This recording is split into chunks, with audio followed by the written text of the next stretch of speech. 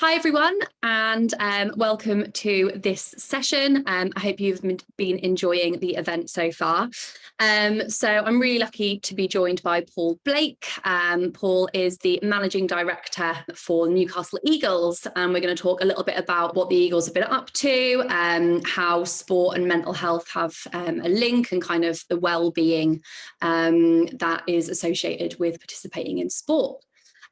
So I think if we start off then nice and simply, Paul, could you tell us a little bit more about your role and what you're doing at the moment? Sure, yeah. So I'm Paul Blake. I'm Managing Director. I'm actually owner of Newcastle Eagles basketball club, but go by that title.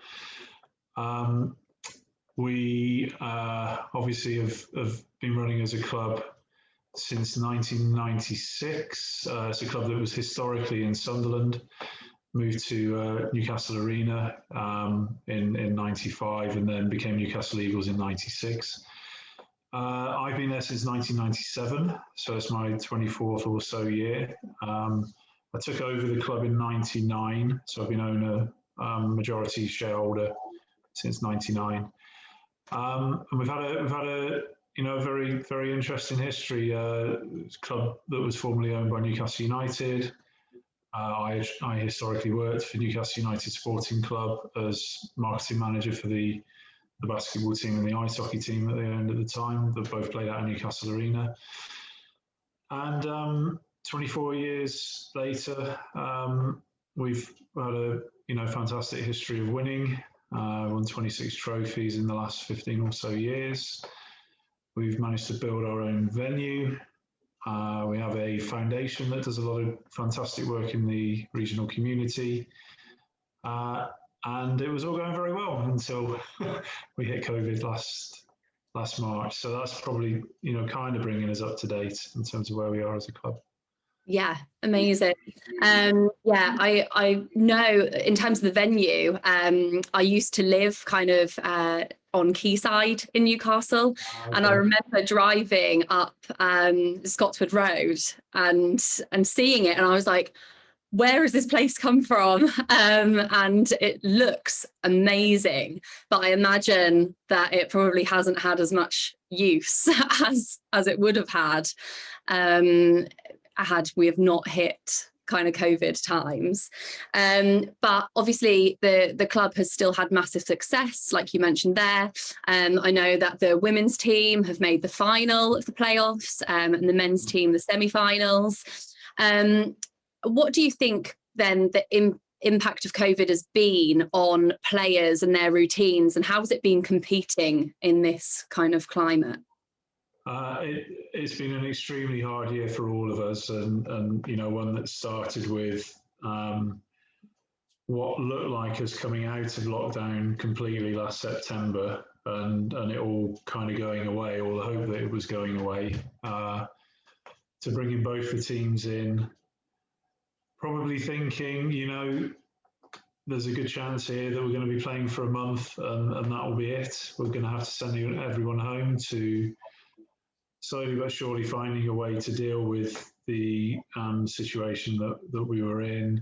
Significant support from government to keep us going, because the government took a decision around October time, and even prior to that, to say, look, we want the leagues in football, in rugby, in basketball, in horse racing, and a number of other sports. We want sport to continue. We don't want the sports to stop, because it's a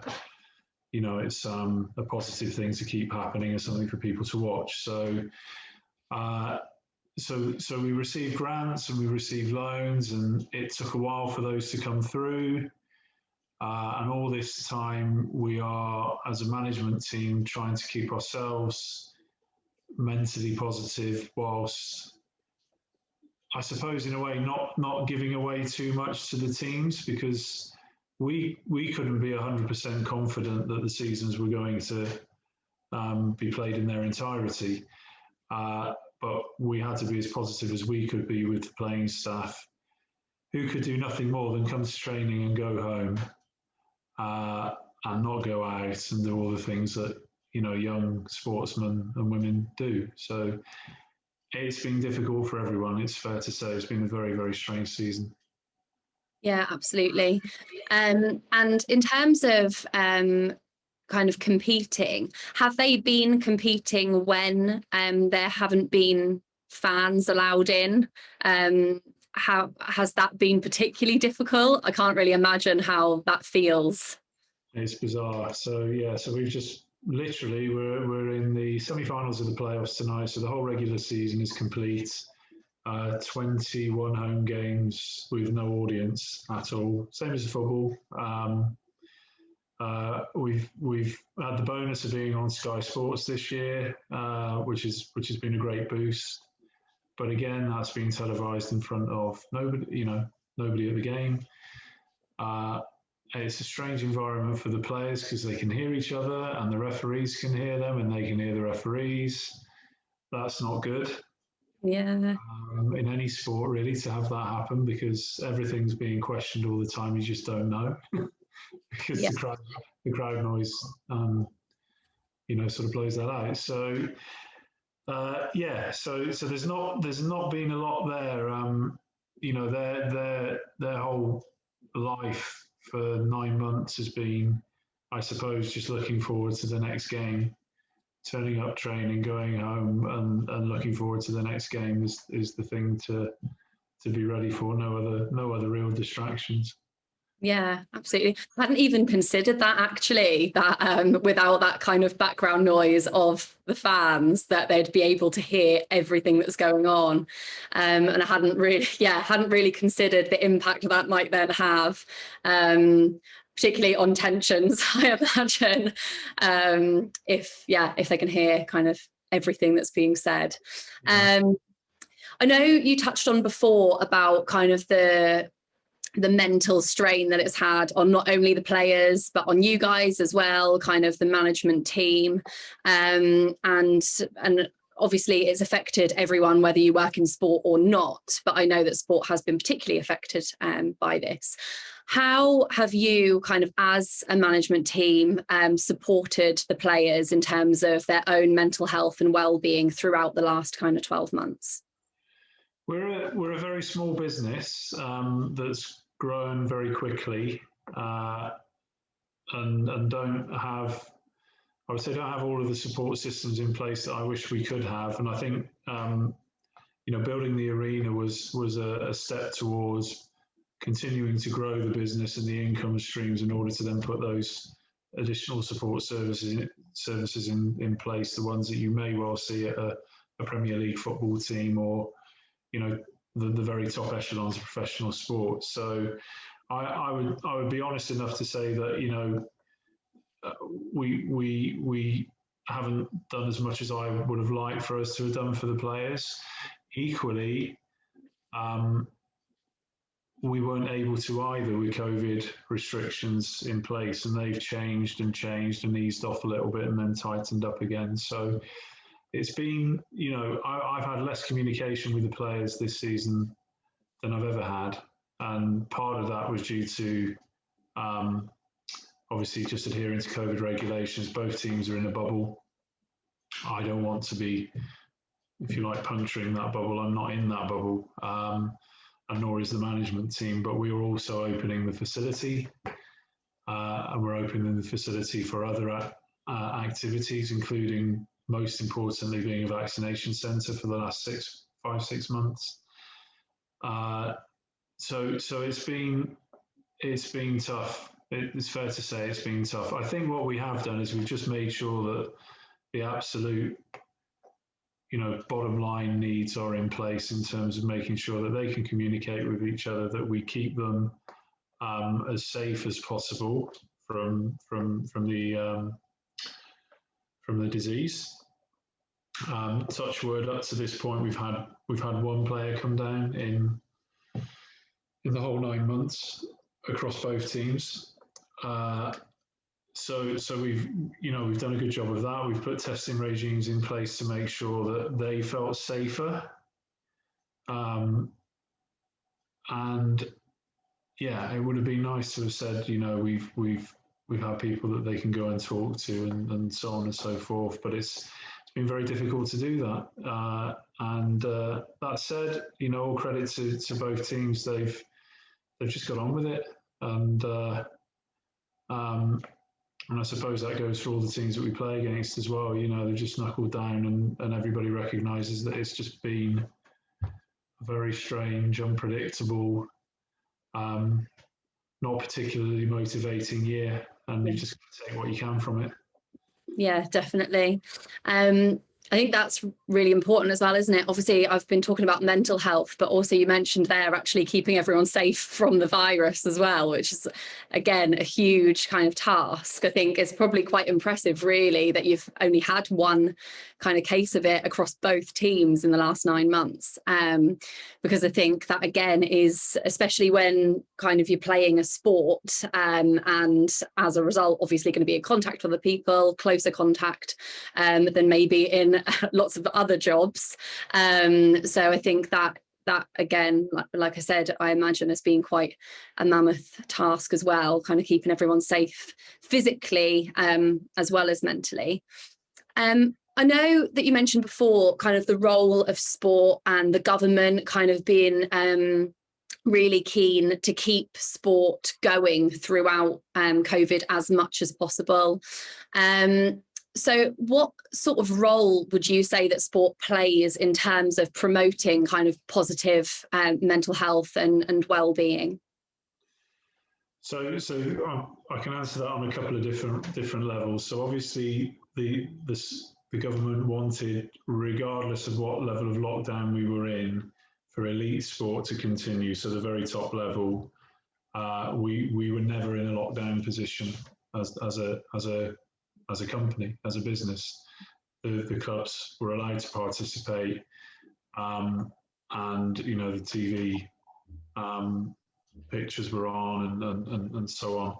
The next level down in terms of our other participation programs that are run via our foundation in the building, they've started and stopped, and in the main they were only ever open for under 18s. So participation for 18 plus has never actually come back. So for my age group, wanting to play, over 45s basketball or whatever the club is that I take part in, that's been shut. That's never opened back up again. For the under 18s, when we have been able to participate, I can see from the parents of the kids that have been able to access the centre and everything that they're saying, that it's been an absolute godsend for them, because the kids have lost their focus, and for our community, that basketball community, basketball is everything to them. And like kids do, they find something that they're really interested in and put all of their passion and their energy into that. And if it's taken away from them, then what do you do? So, and I suppose, outside of this thing that we've been in, that is the way the world works anyway. A child finds a passion, whether it be in music or the arts or in sport, and that aids their mental well-being, because it's something to look. I think the easiest way to sum it up is, we do live our lives with having something to look forward to, whether that's a box set on an evening or a bottle of wine or an opportunity to play sport. That all aids mental well-being and physical well-being in the case of sport, not the bottle of wine so much. So we tick two boxes, but I think it's coming to the forefront more and more, isn't it, these days, that we're having these discussions about mental well-being. And actually, this has put it all in a sharp focus. When you're being deprived of things that you take for granted, that you actually never realised were affecting positively your mental well-being, having them taken away, you now know. Absolutely. Explicitly. So that's something absolutely for us to take forward. If we didn't know it anyway, we really know it now. Yeah, definitely. I completely agree. I think all of us have had something that we enjoy kind of halted, during the last 12 months. And I think sport for a lot of people was that thing. I think especially for kind of sports, obviously I know that outdoor sports you could kind of for a lot of the time I think still kind of go out and get out there and play sports outside, but for sports, for example, like swimming, for swimmers out there, I imagine it's been a particularly difficult time because they can't get in and get into the pools and train. And I think, like you said, if you didn't realise it before that sport was having a positive impact on your mental well-being, you probably do now, because you can see that difference. And I think particularly for young people as well, it's nice to have that thing to look forward to. I know you mentioned that thing for some people, well, for everyone will be different, but for a lot of young people, it will be sport. So kind of going along those lines then, obviously this event today is focusing around well-being, but also around careers as well. So I wondered if you had any advice for anyone who is a young person thinking about going into a career in sport, whether that is as a player or potentially kind of working their way up and working within maybe management or something within sport. Obviously, there are lots of different roles relating to sport that maybe young people don't really know about. So any kind of top tips? Top tips. Okay, so as with anything in life, if you want to work in your favourite pastime or your hobby, which is the way I look at it, you have to do whatever it takes to get on the ladder. Now that may be volunteering, giving your time up for free, doing an apprenticeship. Easy routes in, because our industry isn't a big industry. The sports industry, in terms of professional sport and sports events, is not a big industry. There's a wider industry there in terms of gyms and the PE teaching profession, for example. They're wider parts of the sports industry, but when it comes to working for pro sports teams, it's not the easiest industry to get into. It's a goldfish bowl. I know counterparts in rugby and football and cricket. We all talk. We're all doing the same things. We're all selling tickets and selling sponsorship in the main and running events. We're all events businesses, essentially. So yeah, it's very much a case of don't wait to be asked, because you probably never will.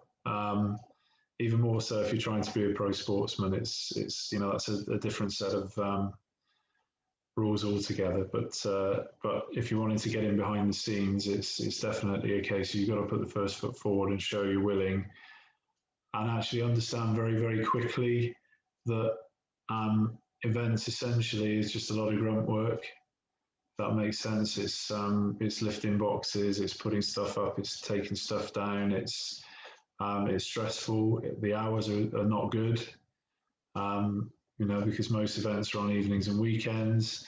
Equally, if you're part of our community programs and you want to be a community coach, for example, linked to our organisation, again, the hours are in, for our sport, particularly evenings and weekends.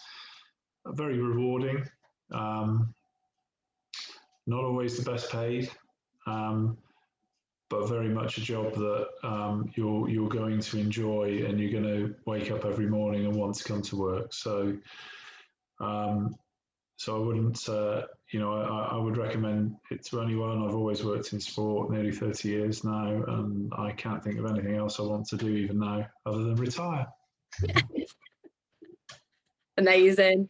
Yeah, I feel like you said, is the same with anything, particularly if you are looking to kind of turn your hobby into a career, and kind of make money from your hobby. You need to put the effort in. And I always say that when I work with students, like that, I don't think sometimes that they quite understand the value of doing voluntary work and going and helping out. And especially when you've got the time to do that, when you're kind of at school and you've got your weekends and your evenings free, get yourself out there and volunteer within your local community, kind of see what's going on, see what projects you can get involved with, because you're getting your name out there, you're getting your face out there, and kind of getting a foot in the door. I would say, just to add to all of that, I would say from an employer's perspective, interviewing for a job is a lottery. It's an absolute lottery because I don't know you, and you could be the best presenter on the day, and not the employee I'm looking for. So the best interview you can ever do is to put yourself in front of us in a voluntary capacity and prove what you can do. Because actually, 9 times out of 10, that might end up meaning we don't go to interview for a job. Yeah. In the first place, because we found the person. Yeah, definitely. And I think you were saying as well, kind of don't wait to be asked because you probably won't be. And I think that's, again, so true in a number of different careers. But putting yourself forward for things, not being so passive, make sure that you're actively kind of seeking out these opportunities, and employers will love it. I feel like it shows genuine enthusiasm if you've kind of been volunteering and you're happy to give up your time for free. That shows that you are genuinely interested and passionate about the sport or whatever career that might be. So I do think that's really useful advice. So thank you so much for joining me. I think that's been really beneficial. I've learned a lot and I hope the students have as well. But yeah, that's been fantastic. Thank you. Thank you.